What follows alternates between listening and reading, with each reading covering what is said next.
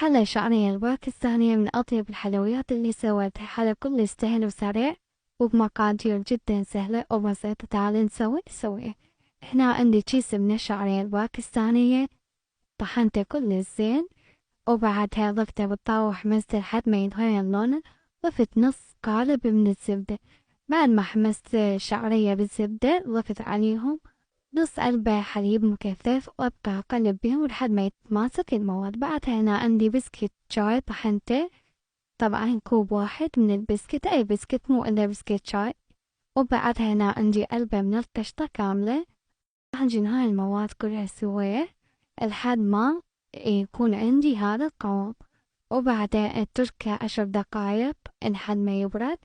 أكورهم بهالشكل هاي. أسوي الخطوة كلها سوا كرات هالشكل هذا. وبعدها عندي هنا صوص أبيض، أنا نزلتلكم الصوص بالصفحة وضفتلكم محتوى بالمقطع.